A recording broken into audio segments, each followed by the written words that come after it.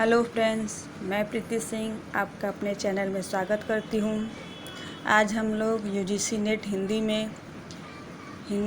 में यूनिट 5 के अंतर्गत जो कविताएं लगी हुई हैं उसमें आदिकालीन कवि अमीर खुसरो की भी मुकरियाँ और पहेलियाँ लगी हुई हैं। आदिकालीन कवि अमीर खुसरो के बारे में विभिन्न आलोचक ने अपने अपने ग्रंथों में इनके बारे में लिखा है। आचार्य रामचंद्र शुक्ल का कथन सबसे ज़्यादा इम्पोर्टेंट है, तो देखते हैं आचार्य रामचंद्र शुक्ल अमीर खुसरो के बारे में क्या लिखते हैं अपने पुस्तक में। ये फारसी के बहुत अच्छे ग्रंथकार और अपने समय के नामी कवि थे। ये बड़े ही विनोदी, मिलनसार और सहृदयी थे। इसी से जनता की सब बातों में पूरा योग देना चाहते थे। इनकी पहेलियाँ और मुकरियाँ प्रसिद्ध हैं। इनमें उक्ति वैचित्र्य की प्रधानता थी, यद्यपि कुछ रसीले गीत और दोहें भी इन्होंने कहे हैं।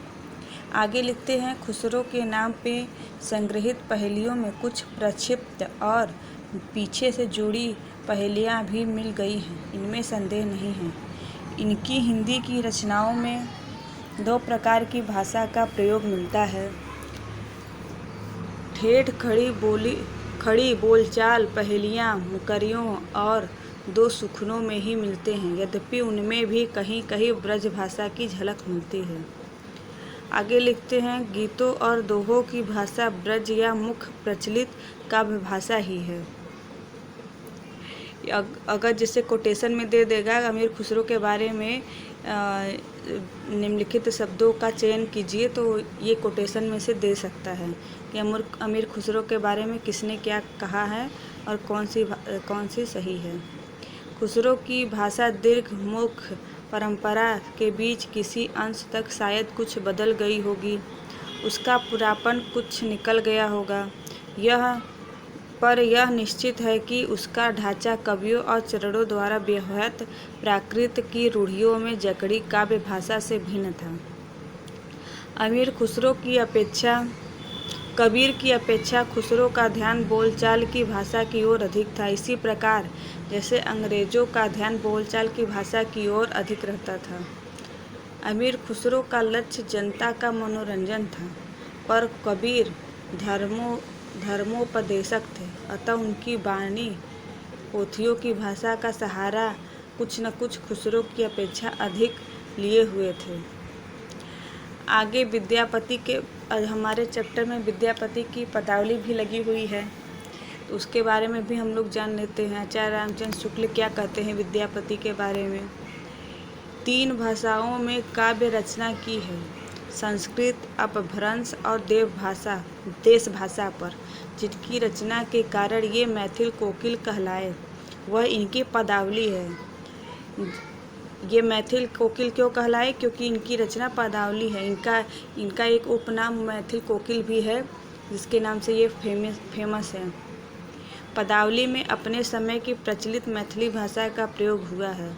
जिस प्रकार हिंदी साहित्य बिसल देव रासों पर अपना अधिकार रखता है, उसी प्रकार विद्यापति की पदावली पर भी। इनके बारे में आचार्य रामचंद्र शुक्ल का महत्वपूर्ण ये कोटेशन है। आध्यात्मिक रंग के चश्मे आजकल बहुत सस्ते हो गए हैं। उन्हें चढ़ाकर जैसे कुछ लोगों ने गीत गोविंद के पदों को आध्यात्मिक संकेत बताया है, वैसे ही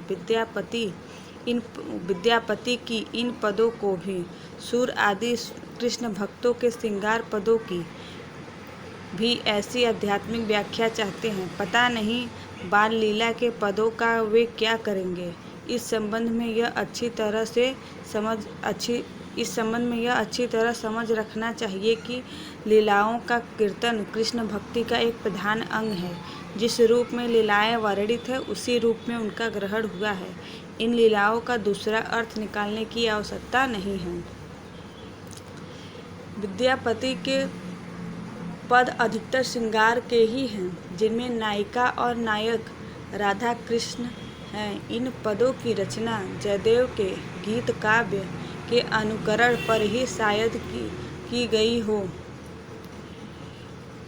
आगे लिखते हैं, इनका माधुर्य अद्भुत है। विद्यापति शैव थे, इन्होंने इन पदों की रचना श्रृंगार काव्य की दृष्टि से की है, भक्त के रूप में नहीं। विद्यापति को कृष्ण भक्तों की परंपरा में न समझना चाहिए। अब विद्यापति को श्रृंगारी कवि किस किस आलोचक ने माना है, आइए हम लोग देखते हैं। श्रृंगारी कवि मानने वाले हरप्रसाद शास्त्री, रामचंद्र शुक्ल, राम कुमार वर्मा, राम वृक्ष बेनीपुरी। भक्त कवि मानने वाले श्याम सुंदर दास, हजारी प्रसाद द्विवेदी। रहस्यवादी कवि मानने वाले गृहर्षण, हजारी प्रसाद द्विवेदी भक्त कवि मानते हैं, और रामचंद्र शुक्ल श्रृंगारी कवि। ये दोनों हमेशा अपोजिट ही रहते हैं, एक साथ कभी नहीं रहते।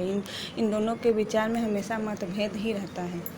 आगे देखते हैं बच्चन सिंह ने विद्यापति को क्या कहा है। बच्चन सिंह ने विद्यापति को जाति कवि और अपरूप सौंदर्य का कवि कहा है। हरप्रसाद ने विद्यापति को पंचदेवोपासक कहा है। निराला ने पदावली के श्रृंगारिक पदों की मादकता को नागिन की लहर कहा है। और हजारी प्रसाद द्विवेदी ने विद्यापति को श्रृंगार रस के सिद्धवाक कवि कहा है।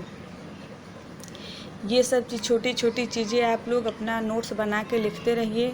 हम लोग पूरे टॉपिक को कवर करेंगे, तब तक धीरे धीरे आप लोग अपना पढ़ाई स्टार्ट कर दीजिए, क्योंकि नेट का पेपर दिसंबर में नहीं तो जनवरी में ज़रूर से होगा। आप लोग धीरे धीरे तैयारी करते रहिए, जिससे आपकी तैयारी को गति मिले। मिलते हैं फिर नेक्स्ट टॉपिक के साथ, तब तक के लिए